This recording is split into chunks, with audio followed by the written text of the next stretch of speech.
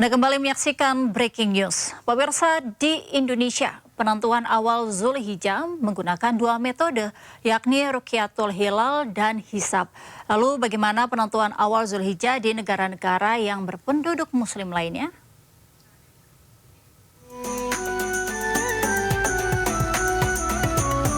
Di Indonesia ada dua cara atau metode penghitungan untuk menentukan awal Zulhijjah.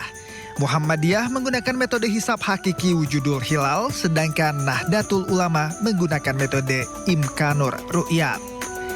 Metode hisab merupakan penetapan awal bulan melalui perhitungan ilmu falak atau astronomi. Dengan menegaskan bulan Komariah baru dimulai apabila ijtima atau bulan baru berbentuk sabit telah terjadi sebelum matahari terbenam. Saat ini, metode hisab telah menggunakan komputer dengan tingkat presisi dan akurasi yang tinggi. Karena itu, hisab seringkali digunakan sebelum rukyat dilakukan untuk menentukan kapan ijtima. Dengan perhitungan hisab ini, posisi bulan dan matahari suatu waktu sudah dapat diketahui dengan presisi. Sementara metode rukyat adalah aktivitas mengamati visibilitas hilal, yakni penampakan bulan sabit yang pertama kali tampak setelah terjadinya ijtima, di mana posisi bumi dan bulan berada di posisi bujur langit yang sama.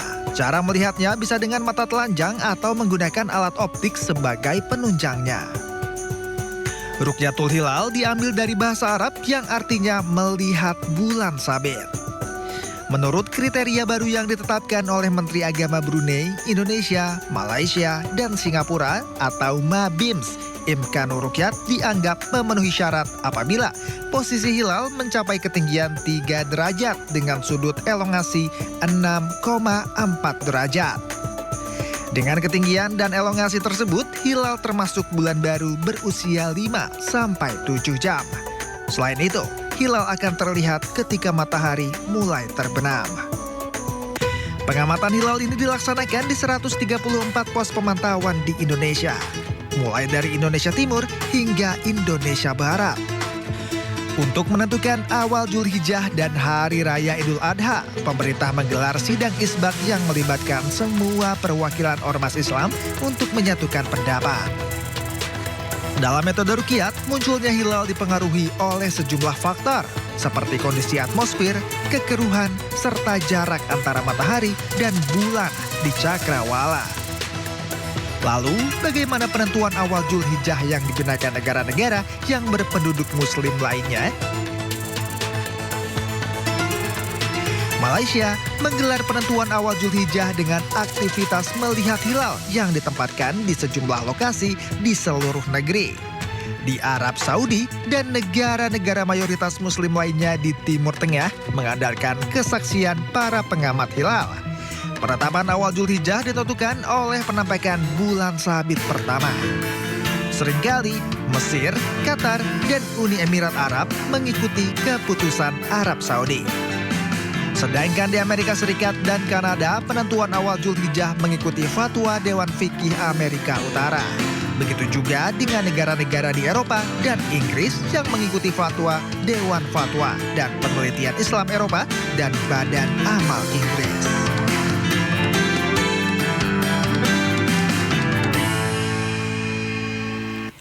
Pemirsa, dalam menentukan awal bulan Hijriah, Muhammadiyah memiliki cara yang berbeda dari Nahdlatul Ulama. Kami akan berbincang bersama dengan Wakil Ketua Majelis Tarjih dan Tasdid PP Muhammadiyah, Bapak Sopa.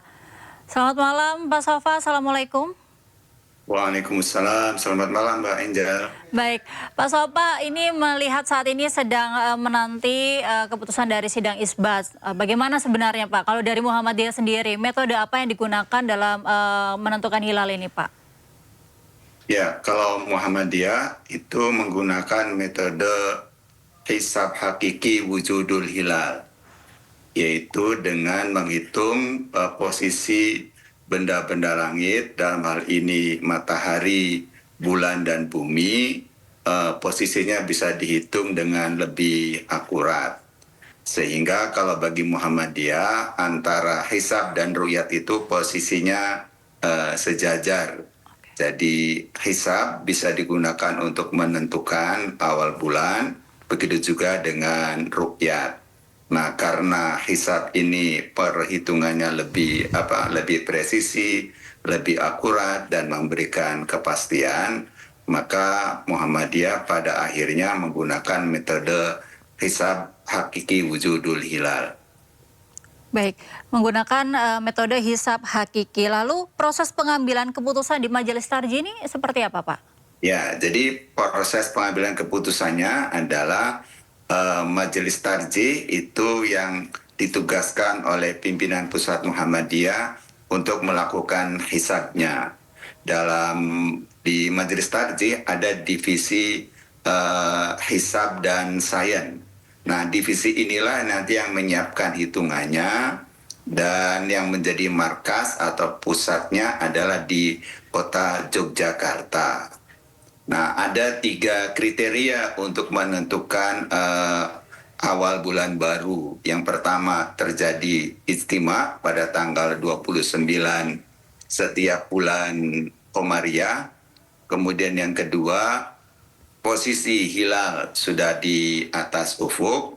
Dan yang ketiga, kriterianya adalah matahari lebih dahulu terbenam daripada bulan.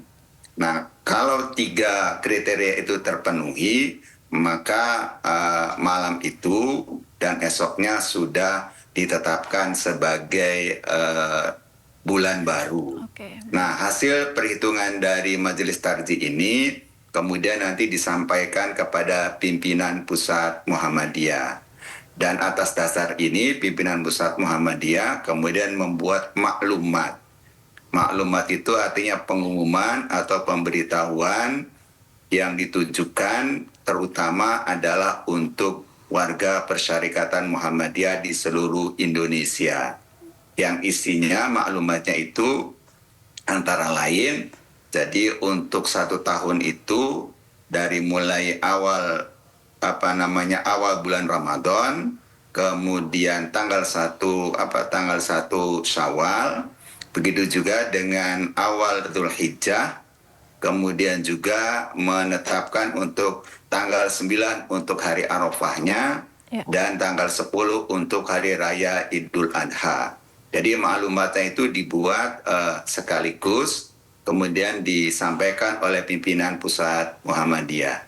Jadi tugas Majelis Tarjih adalah menyiapkan hitungannya, kemudian nanti pimpinan Pusat Muhammadiyah menyampaikan dalam bentuk maklumat. Nah, atas dasar maklumat itu, maka disitulah nanti diterapkan kapan misalnya awal Ramadan, kapan misalnya terjadi Idul Fitri, dan untuk sekarang ini kapan terjadi tanggal 1 Dzulhijjah, kapan terjadi tanggal 9 untuk puasa Arafah, dan tanggal 10 untuk hari raya Idul Adha.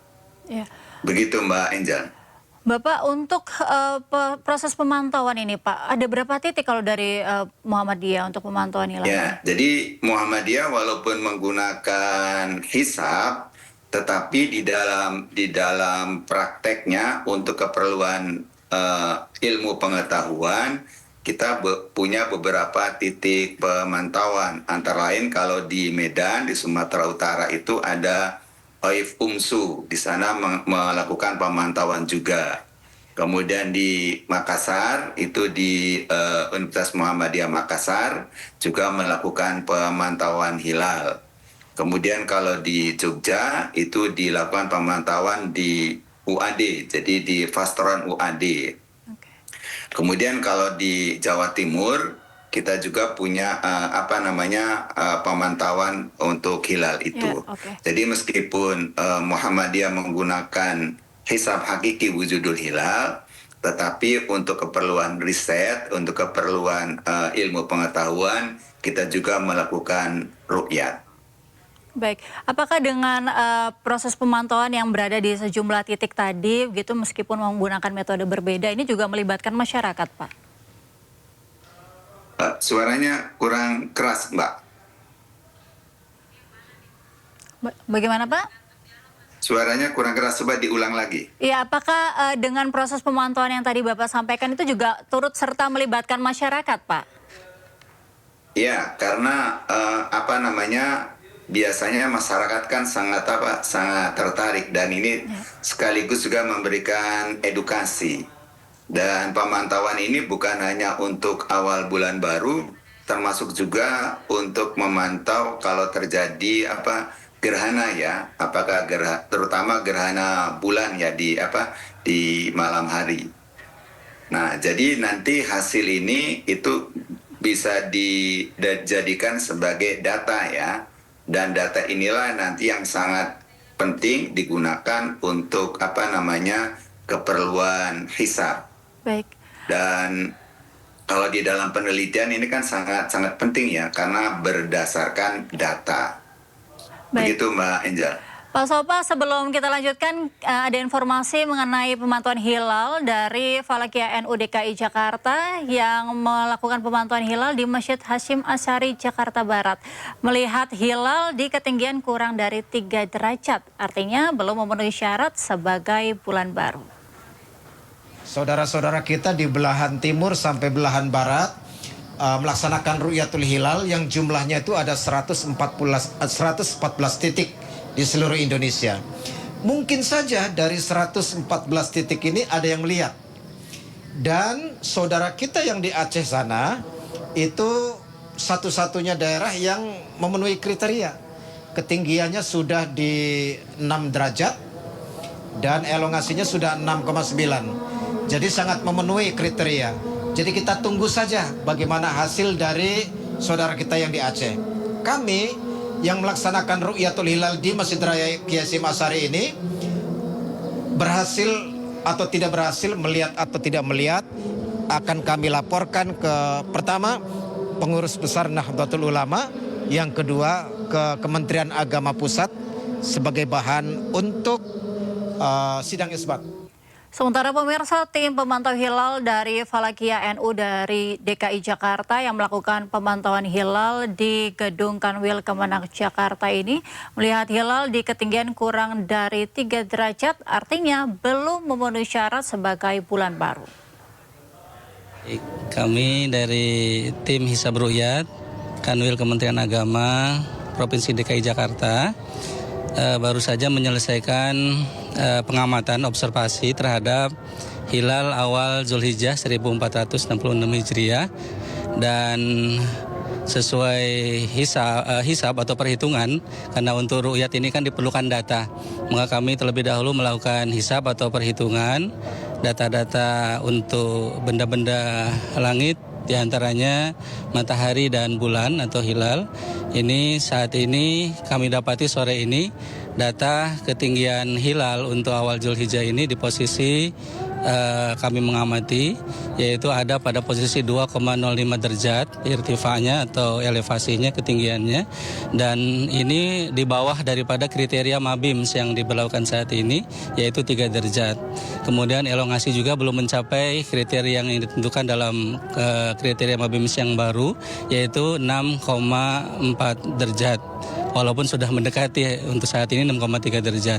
Artinya dari data tersebut, untuk posisi titik lokasi pengamatan atau observasi hilal Kanwil Provinsi DKI Jakarta ini, kami menyatakan bahwa ru'yat hilal awal Zulhijjah tahun ini dinyatakan berhasil tanpa melihat hilal. Selain dari data tersebut, juga melihat kondisi di lapangan di ufuk barat horizon, kami lihat sangat tebal ya awan, sehingga tidak mungkin bisa teramati hilal di titik lokasi pengamatan kami saat ini berada, seperti itu.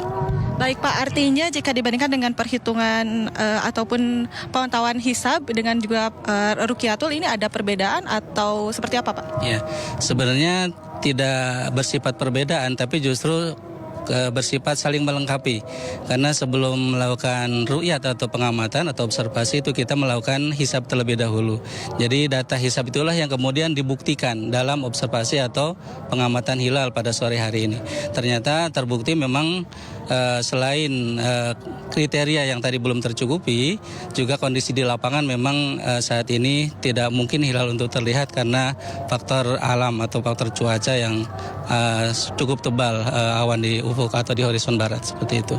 Baik Pak, jadi nantinya data ini akan langsung dikirimkan kepada kantor Kementerian Agama Republik Indonesia atau seperti apa biasanya Pak? Iya, seperti biasa hasil dari Ru'yatul Hilal ini kami kirimkan datanya ke sidang isbat di Kementerian Agama dan nanti sidang isbat akan memutuskan apakah tanggal 1 Zulhijjah itu jatuh esok hari atau lusa begitu. Nah, kalau memang hasilnya seperti ini itu akan istiqomah. Baik pemirsa, kita akan beralih ke kantor Kementerian Agama. Ada rekan kami Galuh Pandu di sana yang menyampaikan update terbaru dari sidang isbat. 1446 Hijriah, yaitu di auditorium HM Rashidi Jalan EH Tamrin. Dan disinilah nantinya sidang isbat akan dilaksanakan dan akan dilakukan secara tertutup sehingga kami belum bisa mengakses secara langsung bagaimana prosesi dari pembahasan hasil Ruqyatul Hilal maupun hisab yang akan dilakukan di sidang isbat, karena nantinya baik dari hasil Ruqyatul Hilal di 114 titik di Indonesia maupun dari perhitungan hisab akan dilakukan diskusi untuk mencapai musyawarah dan mencapai mufakat. Apabila sudah mencapai mufakat akan diumumkan untuk penentuan 1 Dzulhijjah 1446 Hijriah yang mana juga akan menentukan kapan Hari Raya Idul Adha 2025 akan jatuh. Dan diketahui sebelumnya bahwa dari 114 titik yang tersebar di Indonesia, di bagian barat ini sudah mulai terlihat hilal dengan ketinggian di atas 3 derajat yang artinya sudah memenuhi syarat untuk menentukan bahwa pada esok hari akan ditentukan di tanggal 28 Mei 2025 sebagai 1 Dzulhijjah 1446 Hijriah. Dan sebelumnya diketahui bahwa kriteria penghitungan secara Ruqyatul Hilal ini adalah kriteria bersama yang ditentukan oleh Menak dari berbagai negara, yaitu di negara kawasan Asia Tenggara, baik Brunei Darussalam, Malaysia, Singapura, dan Indonesia, yang menentukan bahwa ketinggian dari hilal atau bulan sabit adalah setinggi antara 0,7 hingga 3,2 derajat di atas ufuk, yang kemudian juga dihitung bersama-sama dengan sudut elongasi, yaitu jarak sudut antara matahari dan bulan di antara 5,8 hingga 7,1 derajat, yang mana dari kedua penghitungan ini akan ditentukan bahwa sudah dapat untuk ditentukan bahwa jatuh di awal Dzulhijjah 1446 Hijriah. Saya akan tunjukkan bagaimana nanti konferensi pers akan dilaksanakan. Di sini rekan-rekan media juga sudah menunggu. Ada meja konferensi pers yang akan dipimpin langsung oleh Menteri Agama Nasaruddin Umar, kemudian diikuti juga oleh Wakil Menteri Agama Muhammad Syafi'i, juga akan diikuti oleh sejumlah anggota baik dari Ketua Komisi 8 RI, kemudian ada juga Dirjen Bimas dan ada Ketua MUI yang nanti mereka duduk di sini dan akan menyampaikan langsung kepada masyarakat kapan masuk di 1 awal Dzulhijjah 1446 Hijriah, yang mana 10 hari kemudian berarti adalah Hari Raya Idul Adha 2025 maksud kami. Dan sementara itu diketahui bahwa Muhammadiyah ini berdasarkan perhitungan hisab sudah memastikan bahwa tanggal 27 Mei yang artinya hari ini di seluruh Indonesia sudah terlihat hilal, yang mana mereka sudah menetapkan bahwa 1 Dzulhijjah akan jatuh pada besok 28 Mei 2025. Sehingga apabila dari hasil sidang isbat ini bahwa dari pantauan 114 daerah di Indonesia ini sudah menunjukkan hilal di atas ufuk dengan ketinggian mencapai 3 derajat, artinya baik NU, pemerintah maupun Muhammadiyah akan bersama-sama melaksanakan Hari Raya Idul Adha pada tanggal 6 Juni 2025. Dan diketahui sebelumnya bahwa dari SK 3 Menteri atau surat keputusan bersama 3 Menteri di kalender Hijriah sudah berkaitan dengan cuti nasional ini pada tanggal 6 Juni 2025 sudah ditentukan sebagai Hari Raya Idul Adha. Namun ini bisa berubah apabila sidang isbat yang dilakukan pada hari ini bisa memberikan informasi atau ketentuan yang berbeda. Namun apabila melihat sejumlah hilal di beberapa daerah khususnya di wilayah Indonesia Barat seperti di Aceh ini sudah memiliki ketinggian bahkan lebih di atas 3 derajat, artinya kemungkinan besar bahwa Muhammadiyah, NU maupun pemerintah akan bersama-sama menentukan 1 Dzulhijjah pada besok 28 Mei 2025 dan 10 hari kemudian pada 10 Dzulhijjah adalah Hari Raya Idul Adha 2025 pada tanggal 6 Juni 2025. Kami masih masih akan terus memantau bagaimana jalannya sidang isbat yang dilakukan secara tertutup ini, yang kemudian nanti konferensi pers atau pengumuman akan dilaksanakan pada sekitar pukul 19.05 waktu Indonesia Barat, yang dipimpin langsung oleh Menteri Agama Nasaruddin Umar di tempat konferensi pers yang berlangsung dapat diakses melalui berbagai channel termasuk melalui News Media Group. Sementara itu dapat kami informasikan kembali ke Anda, Valeri. Ya, pemirsa, kita lanjutkan dialog kita bersama dengan Bapak Sopa, Wakil Ketua Majelis Tarjih dan Tasdid PP Muhammadiyah. Bapak Sopa, ini tadi kita melihat informasi dari Falakiyah NU begitu di sejumlah titik juga ini masih ada kurang begitu kriterianya untuk penetapan hilal ini. Lantas bagaimana Pak jika ada perbedaan antara lembaga ini, bagaimana nanti penetapannya sendiri? Baik Mbak Angel. Jadi dengan perbedaan metode penetapan awal bulan itu tidak mesti nanti hasilnya berbeda ya. Jadi misalnya Muhammadiyah yang menggunakan hisab wujudul hilal, kemudian NU menggunakan ru'yatul hilal, kemudian pemerintah menggunakan imkanur ru'yat, itu tidak harus nanti hasilnya berbeda ya. Kalau saya lihat prediksi untuk Dzulhijjah itu kemungkinannya akan ketemu Mbak. Jadi misalnya kalau hasil hisab wujudul hilal itu kan misalnya dengan markas di Yogyakarta itu kan posisi hari ini itu sudah terjadi istima pada jam 10, jadi lewat sedikit lah. Jadi kriteria yang pertama terjadi istimanya sudah terpenuhi. Kemudian tinggi hilal di Jogja itu sudah 1 derajat 27 menit 7 detik. Berarti kriteria yang kedua bahwa hilal itu ketika matahari terbenam posisinya sudah positif itu terpenuhi. Kemudian yang ketiga bahwa matahari itu terbenam lebih dahulu daripada bulan itu juga terpenuhi.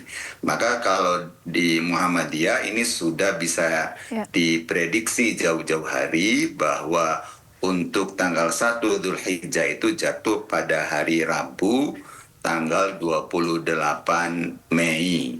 Jadi malam ini, jadi mulai maghrib ini sudah jatuh tanggal 1 bulan Dzulhijjah. Baik. Oleh karena itu maka bisa dihitung nanti tanggal 9 Dzulhijjahnya untuk puasa Arafah itu terjadi pada tanggal 5 Juni. Dan Idul Adhanya ditetapkan tanggal 6 Juni. Nah, berdasarkan kriteria dari Mabim itu adalah bahwa tinggi hilal 3 derajat, kemudian sudut elongasinya 6,4. Di seluruh wilayah Indonesia yang memenuhi kriteria ini hanya ada di Provinsi Aceh. Nah, karena kita menganut wilayatul hukmi, artinya kalau nanti wilayah Aceh itu terbukti memenuhi kriteria dan hasil ru'yatnya itu berhasil, maka ru'yat di Aceh itu bisa diberlakukan untuk seluruh wilayah Republik Indonesia. Dan Muhammadiyah sendiri juga sama menganut wilayatul hukmi. Jadi kalau sudah positif di wilayah manapun tinggi hilalnya, maka berdasarkan wujudul hilal itu berlaku untuk di seluruh wilayah Indonesia. Apalagi data untuk bulan Dzulhijjah ini dari Sabang sampai Merauke itu posisi hilalnya sudah positif di atas ufuk. Jadi kalau kita berharap mudah-mudahan ru'yat di Aceh pada sore hari ini mudah-mudahan tidak mengalami kendala cuaca. Sehingga kita berharap laporannya itu bisa berhasil. Dengan demikian maka nanti untuk Dzulhijjah ini antara yang ditetapkan oleh pemerintah maupun yang diumumkan oleh ormas-ormas Islam itu nanti hasilnya sama. Demikian Mbak Angel. Baik, jadi dimungkinkan ya Pak untuk hasil dari pemerintah maupun lembaga-lembaga ini juga sama begitu ya untuk penetapan awal Dzulhijjah. Lantas dari PP Muhammadiyah ini dengan Saudi Arabia bagaimana Pak? Adakah metode yang sama atau penetapannya seperti apa? Jadi kalau berdasarkan data semakin ke barat itu Mbak posisi hilal itu lebih tinggi. Jadi kalau di kita itu sudah 3 derajat, maka di Saudi itu bisa di atas 5 derajat itu. Sehingga nanti peluang keberhasilan ruqyah di Indonesia dengan di Arab Saudi itu lebih besar keberhasilannya di Arab Saudi karena memang posisi hilalnya sudah sangat tinggi. Lalu yang kedua dari sisi cuaca, kan Arab Saudi itu lebih cuacanya itu dibandingkan dengan kita ya. Kalau kita kan karena tropis itu banyak terjadi mendung dan hujan. Sedangkan Saudi itu kan ada 4 ada musim gugur, musim semi, musim panas gitu. Sehingga di sana kalau dilihat dari keadaan langitnya, jadi tidak banyak penghambat seperti di negara kita. Dengan demikian peluang untuk berhasil ruqyah di Arab Saudi itu untuk posisi Dzul Hijjah tahun ini peluangnya lebih besar berhasilnya daripada di negara kita karena posisi hilalnya lebih tinggi di atas 5 derajat. Iya, dan terlihat jelas ya Pak ya. Kalau untuk tantangan Pak, bagaimana tantangan dalam pantauan hilal ini Pak? Ya, jadi tantangannya kalau dari sisi ru'yat itu memang terkendala oleh faktor faktor cuaca. Jadi meskipun peru'yatnya itu sudah mahir, sudah berpengalaman, kemudian didukung oleh peralatan yang memadai, misalnya teropong atau kamera yang bagus, tapi kalau cuacanya tidak mendukung, misalnya mendung atau hujan, atau misalnya karena banyak pencemaran debu-debu di angkasa, maka itu juga nanti akan mempengaruhi keberhasilan daripada ruqyah itu sendiri.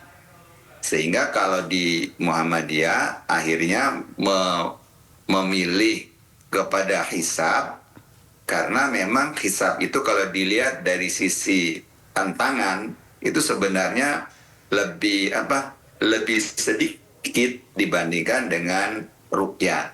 Bahkan sekarang dengan adanya software itu memudahkan kita untuk menggunakan aplikasi itu dan proses hisabnya itu bisa dilakukan dengan cara yang lebih cepat. Ya. Dan datanya memang sangat akurat. Ya. Dan nanti bisa dibandingkan itu dengan tadi Pak Ma'rufin sudah menyampaikan ada lebih dari 20 metode hisab itu nanti bisa dibandingkan mana yang kira-kira lebih akurat ya hasil perhitungannya. Dan nanti diverifikasi dengan hasil ruqyah. Apakah nanti hasil hisabnya itu nanti terbukti terutama nanti oleh keberhasilan ruqyah dan nanti juga akan dibuktikan lagi dengan kalau terjadi gerhana. Baik. Demikian Mbak Angel. Pak Sopa melihat mungkin tantangan-tantangan yang tadi disampaikan dan juga cuaca saat ini pun juga cuacanya kemarau basah begitu ya Pak. Apakah ada upaya lain seperti inovasi baru atau penggunaan teknologi baru untuk bisa untuk bisa melakukan pemantauan ini dengan baik dan aman gitu Pak?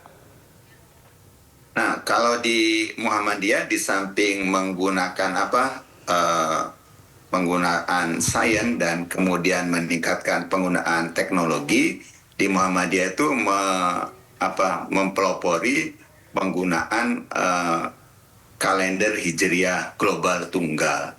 Jadi supaya berharap kira-kira kalender Hijriah itu kedepannya itu nanti posisinya sama dengan kalender Masehi. Jadi kalender Masehi kan hanya satu berlaku untuk seluruh dunia. Nah, Muhammadiyah bercita-cita, berjuang agar untuk umat Islam juga punya satu kalender, yaitu kalender Hijriah yang berlaku untuk seluruh dunia. Walaupun ini perlu waktu, perlu perjuangan untuk memperjuangkan ide dan gagasan ini. Dan sebenarnya ini sudah lama dilakukan oleh beberapa ahli. Dan terakhir itu ketika terjadi pada tahun 2016 yang disepakati kriterianya itu 5 derajat ketinggiannya dan sudut elongasinya adalah 8 itu. Jadi 5 dan 8 derajat. Ya. Begitu Mbak Angel. Pak Sopa, ini tadi menyinggung juga mengenai Islamic Calendar. Pandangan dari Majelis Tarjih sendiri mengenai World Islamic Calendar ini seperti apa, Pak? Ya. Jadi kita di Majelis Tarjih ingin kira-kira masalah kalender, masalah hilal ini ke depannya itu bisa diselesaikan bukan hanya di tingkat Indonesia, bukan hanya di tingkat regional Asia Tenggara, tapi idealnya itu kalau bisa di tingkat dunia. Kita ingin agar OKI, Organisasi Konferensi Islam, itu bisa memfasilitasi ini untuk mendialogkan, untuk mendiskusikan kemungkinan kita bisa merumuskan kalender Hijriah global ini, sehingga nanti berlaku untuk seluruh dunia. Sehingga kalau dari pengalaman tahun-tahun sebelumnya, kita berharap nanti variasinya, perbedaannya itu tidak terlalu banyak. Ya. Memang idealnya itu ya bisa kita satukan, karena dalam hal penyusunan kalender itu kan dasarnya adalah kesepakatan. Kalau saudara-saudara kita dari kalangan Nasrani itu bisa sepakat, maka ini kan tidak menutup kemungkinan bagi kita umat Islam juga bisa menyepakati kalender bagi kita untuk umat Islam gitu. Baik. Apa sudah ada rencana Pak untuk kolaborasi mungkin dengan lembaga internasional dalam pengembangan kalender Islam?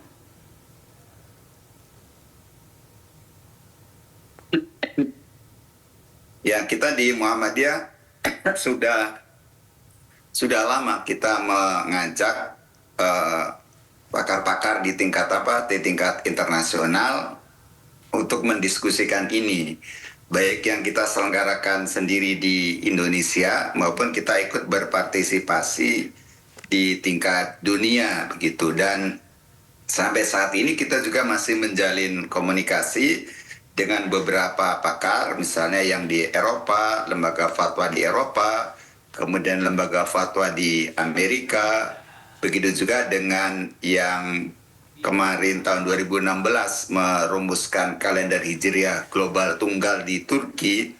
Kita juga berkomunikasi dengan Turki. Dan untuk negara-negara Timur Tengah kita coba menjajaki melalui OKI, jadi Organisasi Konferensi Islam. Oke, lantas tantangan terbesarnya seperti apa Pak untuk menentukan ini Pak? Ya, tantangan terbesarnya memang karena di dalam memahami agama Islam yang bersumber dari nas Al-Quran dan hadis itu, Al-Quran dan hadis itu kan diwahyukan oleh Allah. Al-Quran itu kan dalam bahasa Arab, dan bahasa Arab itu adalah salah satu atau satu-satunya bahasa yang paling unik, karena satu kata itu kaya dengan lebih dari satu makna. Nah, oleh karena itu di dalam memahami nas atau teks-teks Al-Quran dan hadis itu dimungkinkan terjadinya multi tafsir, multi pemahaman.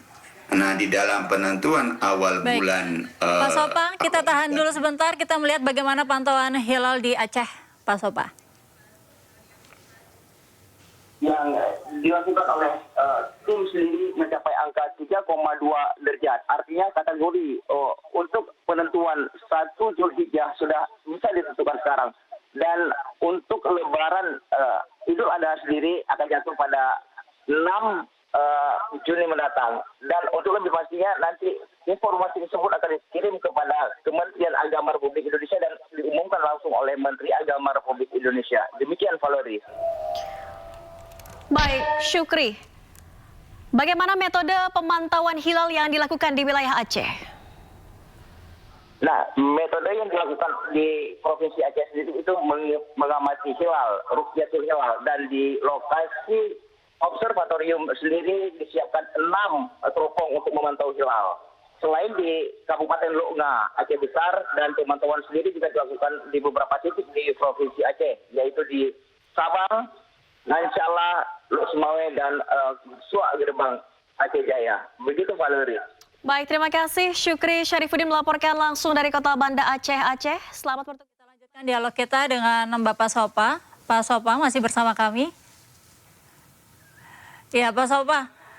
Kita sudah mendapatkan informasi tadi bahwa pantauan hilal sudah terlihat di Aceh, begitu. Bagaimana tanggapan dari Pak Sopa sendiri dari Muhammadiyah, Pak? Alhamdulillah, ini sesuai dengan prediksi Mbak Angel. Jadi kalau berdasarkan data hisab itu, di Aceh itu peluangnya juga besar ya untuk keberhasilan rukyat. Karena ketinggian hilalnya 3 derajat lebih, kemudian sudut elongasinya lebih dari 6,4. Iya, Aceh menjadi lokasi yang cukup penting ya Pak dalam penentuan hilal ini Pak.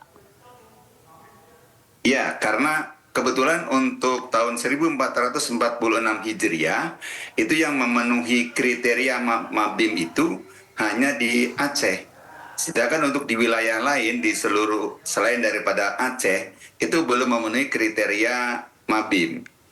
Sehingga kalau nanti ada laporan yang mengklaim ru'yatnya berhasil, itu nanti laporannya akan ditolak, Mbak Angel. Oh baik, jadi jika... Kenapa? Karena tidak memenuhi kriteria Mabim itu, Mbak. Baik, jadi jika di Aceh pantauan hilal ini sudah terlihat, kemungkinan besar besok sudah masuk ya Pak ya? Di awal Betul, besok bulan. itu tanggal 1 Zulhijjah, dan untuk puasa Arafahnya tanggal 5 Juni, dan Idul Adhanya tanggal 6 Juni. Bapak, tahan sebentar, kita menuju ke kantor Kementerian Agama. Sudah ada rekan kami Galuh Pandu, namun di sana nampaknya sedang dalam persiapan sidang isbat. Sidang isbat tadi setelah maghrib kembali digelar di dalam salah satu ruangan di kantor Kementerian Agama dan digelar secara tertutup. Sudah ada sejumlah pejabat negara di situ, termasuk Menteri Agama yang sudah hadir untuk mengawal jalannya sidang isbat untuk penentuan awal Zulhijjah 1446 Hijriah. Maka 1 Zulhijjah ini akan jatuh pada esok hari di tanggal 28 Mei 2025 serta 10 hari kemudian sebagai Hari Raya Idul Fitri di tanggal 6 Juni. Maksud kami Hari Raya Idul Adha di tanggal 6 Juni 2025. Dan kemungkinan sidang isbat ini juga akan memakan waktu. Kami belum bisa memberikan estimasi berapa banyak waktu yang diperlukan untuk bermusyawarah menentukan mufakat penentuan awal Dzulhijjah 1446 Hijriah. Namun kami dapat informasikan pula, kami mendengar bahwa di kawasan Aceh di Indonesia bagian barat sudah mulai nampak hilal dengan ketinggian tertinggi di seluruh Indonesia, yaitu di atas 3 derajat. Yang artinya sudah memenuhi kriteria dari Mabims, kriteria yang ditetapkan oleh Menteri Agama baik dari Brunei Darussalam, Malaysia, Singapura, dan Indonesia untuk menentukan awal Dzulhijjah di kawasan Asia Tenggara dengan sudut elongasi di ketinggian 6,4 derajat. Sudut elongasi adalah jarak sudut antara matahari dan bulan yang juga menjadi salah satu penentuan untuk menentukan awal Dzulhijjah 1446 Hijriah. Di dalam kami mendengar samar-samar bahwa sidang isbat ini baru saja dimulai dengan menyanyikan lagu Indonesia Raya, sehingga setelah itu nantinya pasti akan dilakukan dengan melakukan musyawarah untuk menentukan awal Dzulhijjah dengan berbagai macam metode yang dilakukan, baik metode Rukyatul Hilal maupun metode hisab serta beberapa perhitungan-perhitungan astronomi oleh beberapa para ahli astronomi maupun para ahli ilmu falak di dalam, serta dipimpin oleh Menteri Agama Nasaruddin Umar dan Wakil Menteri Agama Muhammad Syafi'i, serta ada Dirjen Bimas yang ada di dalam. Untuk kemudian setelah nantinya sidang isbat yang dilakukan secara tertutup ini selesai untuk mencapai mufakat dan menentukan 1 Dzulhijjah, akan dilaksanakan konferensi pers. Sekali lagi kami belum dapat memberikan kapan estimasi waktu yang dibutuhkan untuk sidang isbat ini, sehingga kita harus bersama-sama untuk melihat informasi terkini, karena meskipun secara hisab, metode hisab yang dilakukan oleh Muhammadiyah ini sudah menentukan bahwa hilal sudah terlihat di wilayah Indonesia pada hari ini, sehingga 1 Dzulhijjah ditetapkan besok pada 28 Mei dan 10 Dzulhijjah atau Hari Raya Idul Adha pada tanggal 6 Juni 2025. Namun NU maupun pemerintah masih bersama-sama untuk harus serta masyarakat dan Anda juga pemirsa kita akan ikuti bersama bagaimana hasil dari sidang isbat yang dilaksanakan hari ini. Karena tadi kami mendengar laporan dari rekan jurnalis kami Hadisdi Arifah di Masjid Hasyim Asy'ari di wilayah Jakarta, ternyata belum menunjukkan hilal di kawasan tersebut yang belum mencapai ketentuan dari Mabims, yaitu di atas 3 derajat posisi hilal atau bulan sabit pada saat matahari terbenam dan di posisi sudut elongasi 6,4 derajat, sehingga kami masih belum dapat memastikan apakah nantinya Muhammadiyah, NU maupun pemerintah akan melaksanakan Hari Raya Idul Adha bersama-sama. Kita akan nantikan terus dan bagaimana nantinya informasi terbaru yang kami bisa dapatkan dari hasil sidang isbat yang dilaksanakan secara tertutup ini. Sementara demikian kembali ke Anda, Valeri. Baik, kita lanjutkan dialog kita bersama dengan Bapak Sopa. Pak Sopa masih bersama kami. Iya, Mbak Angel. Ya Pak Sopa, kita tadi mendengar informasi dari kantor Kemenak, ini nampaknya sidang isbat baru saja dimulai. Ini sudah mulai masuk musyawarah begitu ya Pak dalam prosesnya. Dan bagaimana Pak, bagaimana biasanya dari Muhammadiyah sendiri? Apakah dari pihak Muhammadiyah juga diundang kan Pak ya dalam sidang isbat? Dalam sidang isbat itu diundang Mbak. Semua ormas-ormas itu perwakilannya diundang. Saya sendiri sebenarnya diundang Mbak, cuma kebetulan nggak bisa hadir ini. Oke. Biasanya bagaimana prosesnya Pak dalam musyawarah untuk bisa mufakat ini Pak? Ya, jadi nanti dari Direktur Urais itu diminta oleh Pak, sidang isbatnya dipimpin langsung oleh Menteri Agama, sekarang Profesor Nasaruddin Umar itu yang memimpin. Nanti Direktur Urais itu yang diminta untuk melaporkan hasil pemantauan hilal di 134 titik itu Mbak. Nah kemudian kalau dari laporan pemantauan hilal atau ru'yatul hilal itu ada yang berhasil, terutama yang memenuhi kriteria hisabnya, maka biasanya sidang isbatnya akan berjalan dengan cepat itu. Karena nanti dari peserta yang hadir, yang mewakili ormas-ormas nanti diminta untuk menyampaikan pendapatnya, menyampaikan tanggapannya. Biasanya kalau laporan ru'yatul hilalnya berhasil, itu kira-kira terjadinya perbedaan itu tidak mungkin. Jadi akan sepakat itu dalam sidang isbat itu. Nah yang agak nanti krusial itu, kalau secara hisab sudah memenuhi kriteria, tetapi nanti laporan ru'yatnya tidak berhasil. Mungkin nanti sidangnya akan berjalan lama itu. Karena nanti peserta itu akan mencari solusi apakah nanti tetap berpegang kepada hasil konfirmasi ru'yat yang tidak berhasil. Kalau itu yang dipegangi, maka nanti istiqmal. Sekarang ini Mbak Angel yang menggunakan istiqmal itu di antara negara-negara Mabim itu ada Malaysia, kemudian Singapura, Brunei, karena di negara-negara tersebut tidak terpenuhi kriteria Mabim. Sehingga untuk tanggal 1 Dzulhijjahnya bukan pada hari Rabu besok, tapi ditetapkannya pada hari Kamis. Oke, jika demikian apakah dimungkinkan Indonesia nanti mengikuti negara-negara tersebut atau seperti apa Pak mungkin? Atau ya, mungkin kita mengikuti sesuai Arab dengan Saudi? Wilayatul Hukum, Mbak. Ya. Jadi yang kita ikuti adalah yang diputuskan oleh pemerintah dan itu berlaku untuk satu negara, yaitu negara Republik Indonesia. Oke, jadi tidak serta-merta karena beberapa negara seperti itu, maka keputusan akan mengikuti ya Pak? Atau mungkin bisa mengikuti juga di Saudi Arabia di situ Pak? Enggak, yang Saudi juga berlaku untuk Saudi Arabia Mbak. Oke. Lantas bagaimana Pak jika penetapan ini sudah ada nanti hasilnya begitu? Masyarakat yang tinggal di luar negeri ini, ya umat muslim yang tinggal di luar negeri ini bagaimana mengikutinya? Apakah mengikuti otoritas di negara yang tengah ditinggali atau di negara asalnya Pak? Ya, jadi kalau berdasarkan informasi, sekarang informasi kan terbuka Mbak. Jadi pasti apalagi yang diaspora di mancanegara ya, pasti sudah tahulah informasi awalnya tuh. Dan bisa diprediksi bahwa kapan nanti terjadi tanggal 1 Dzulhijjahnya, kemudian kapan puasa Arafahnya, kapan Idul Adhanya. Dan mereka juga sudah bisa memprediksi apakah nanti di Saudi terutama nanti karena bulan Dzulhijjah kan ada peristiwa besar ya, yaitu pelaksanaan ibadah haji dari umat Islam seluruh dunia. Dan nanti yang menentukan kapan wukufnya, kapan nanti untuk ada tarwiyah, ada wukuf, kemudian ada lempar jumroh, itu kan yang menentukan kapan hari tasyrik, itu kan yang menentukannya adalah pemerintah Arab Saudi. Dan semua jamaah haji itu akan mematuhi apa yang ditetapkan oleh pemerintah Saudi Arabia. Dan sekali lagi itu hanya berlaku untuk pemerintah Saudi. Nah, soal nanti masyarakat yang ada di belahan atau di negara lain, nanti biasanya itu mengikuti ada lembaga-lembaga fatwanya kayak di Eropa, di Amerika, di Australia begitu.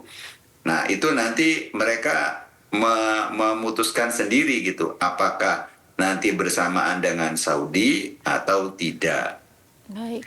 Kemudian kalau di negara kita, maka tidak diserahkan begitu saja kepada masyarakat, tapi pemerintah memfasilitasi melalui Kementerian Agama yang pada malam hari ini pemerintah melalui Kementerian Agama menyelenggarakan sidang isbat. Yang sebelum sidang isbat, Kementerian Agama sudah melakukan pemantauan di beberapa titik yang itu biasa digunakan oleh Kementerian Agama untuk memantau hilal. Dan untuk petugas-petugasnya juga sudah disiapkan, karena setiap mereka juga sudah ada pelatihannya, kemudian ada yang membimbingnya begitu, dan didampingi juga karena hasil laporan ruqyat itu kan harus dikuatkan dengan dengan putusan hakimnya. Nah, hakim-hakim di pengadilan agama juga mendampingi proses kegiatan ruqyatul hilal itu. Sehingga nanti peruqyat akan melaporkan hasil ruqyatnya di depan hakim, lalu hakim itu nanti yang menetapkan apakah ruqyatnya bisa diterima atau tidak.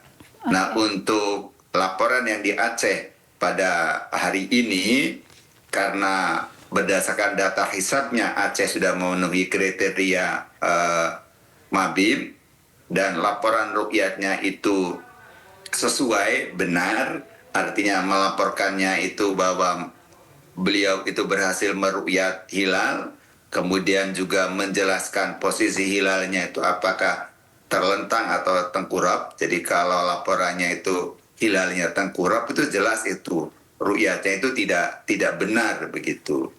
Nah, oleh karena itu nanti tidak sembarang orang itu bisa meruqyat ya. Jadi sudah dipersiapkan, kemudian juga dibekali dengan ilmunya. Jadi meruqyatnya itu berdasarkan ilmu, kemudian juga pengalaman, dan tidak lupa Mbak Angel, faktor yang ketiga adalah karena ini bersifat ta'abbudi, jadi meminta pertolongan kepada Tuhan, kepada Allah Subhanahu wa Ta'ala, supaya proses ruqyatnya itu dimudahkan.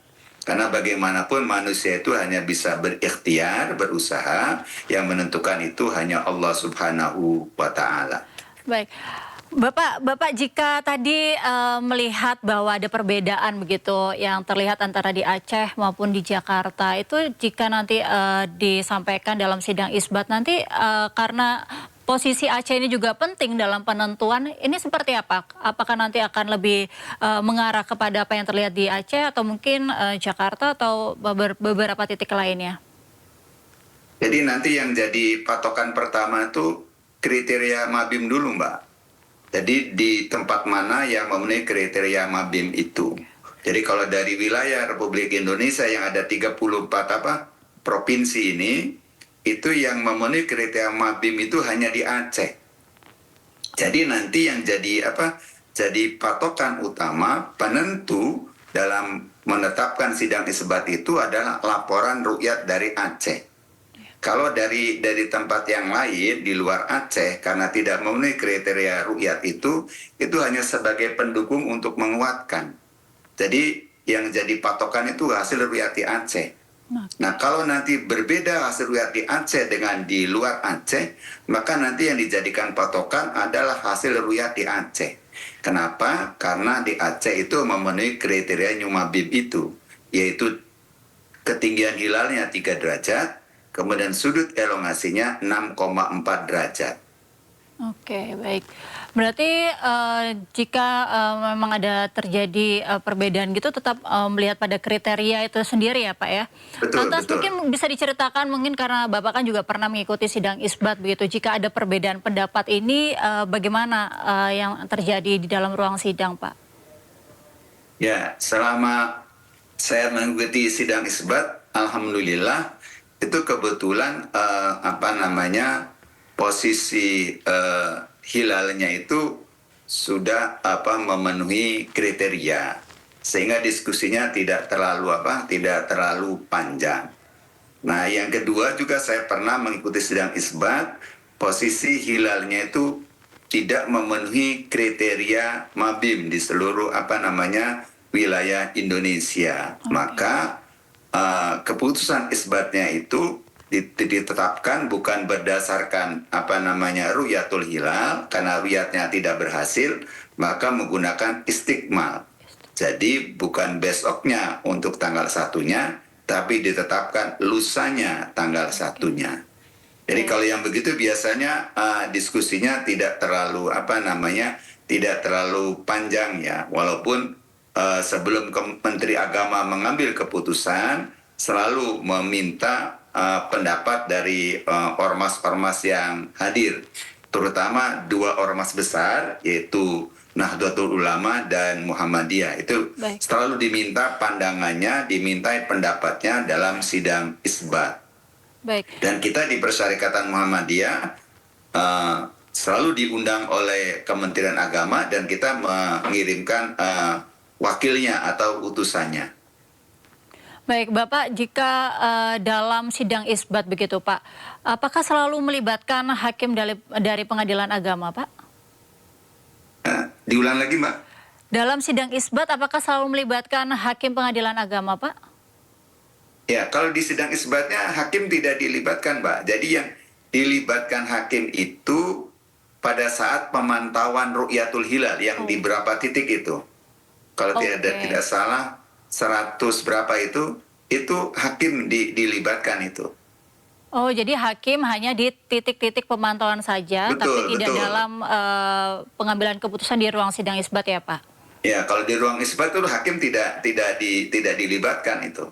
Berarti hanya pure Menteri Agama saja bersama dengan para perwakilan ormas.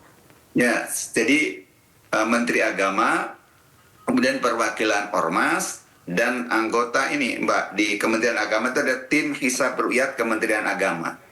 Kebetulan saya termasuk salah satu anggota tim hisab ru'yat. Jadi kalau ada sidang isbat saya selalu diundang itu. Baik. Lantas bagaimana Bapak dalam sidang isbat begitu Pak untuk menyampaikan pendapat? Karena kan Muhammadiyah biasanya sudah menentukan tanggal hijrahnya sendiri, Pak. Ya, jadi nanti dari perwakilan Muhammadiyah itu menyampaikan bahwa hasil perhitungan Muhammadiyah seperti ini, kemudian kalaupun nanti berbeda dengan keputusan pemerintah, ya Muhammadiyah nanti menyampaikan supaya ada ada toleransi ya, saling menghormati kalau nanti terjadi perbedaan. Dan itu Mbak, terjadi perbedaan itu sebenarnya tidak sering Mbak. Jadi kalau dihitung secara frekuensi itu lebih banyak samanya daripada berbedanya. Oke, dalam ruang sidang jika adanya perbedaan itu pun juga apakah menjadi persoalan yang krusial begitu, Pak? Oh enggak, jadi anggota yang hadir dalam sidang isbat itu kan rata-rata kalau di tim THR kan sudah paham lah Mbak. Jadi kenapa terjadi berbeda, kemudian apa alasannya berbeda itu, begitu. Jadi tidak menimbulkan perdebatan yang panjang. Tetapi di dalam sidang itu dikemukakan hanya untuk menjelaskan posisi ormas masing-masing. Kemudian nanti dari situ diharapkan ada tumbuh sikap tasamuh ya. Jadi toleransi, menghargai apabila terjadi perbedaan. Baik. Berapa lama sih Pak kalau untuk bisa sampai menuju ke keputusan itu sampai disampaikan kepada media massa biasanya dalam waktu sidang isbat ini? Ya, jadi memang tidak ada patokan berapa lamanya, Mbak. Jadi begitu ada laporan rukyat, terutama laporan keberhasilan dan kriterianya sudah terpenuhi, biasanya sidang isbatnya tidak terlalu lama itu. Oke. Dan yang agak lama itu bukan sidang isbatnya, Mbak. Jadi sebelum maghrib itu kan diskusinya, seminarnya itu yang lama dari jam 4 itu sampai maghrib itu. Karena dikemukakan data-datanya, kemudian hasil perhitungan dengan berbagai metode, kemudian pandangan ormas-ormas juga dikemukakan. Jadi sebelum sidang isbat itu sebenarnya sudah ada semacam diskusi terlebih dahulu. Sehingga nanti ketika sidang isbat itu hanya tinggal menyampaikan intisarinya saja, Mbak. Oke, baik. Terima kasih banyak Bapak Sopa, Wakil Ketua Majelis Tarjih dan Tasdid PP Muhammadiyah atas informasinya dan dialognya bersama kami di Breaking News. Salam sehat Bapak. Wassalamualaikum warahmatullahi wabarakatuh. Waalaikumsalam warahmatullahi wabarakatuh. Sama-sama Mbak Angel. Baik pemirsa, kita akan kembali usai jeda, tetaplah bersama kami di Breaking News.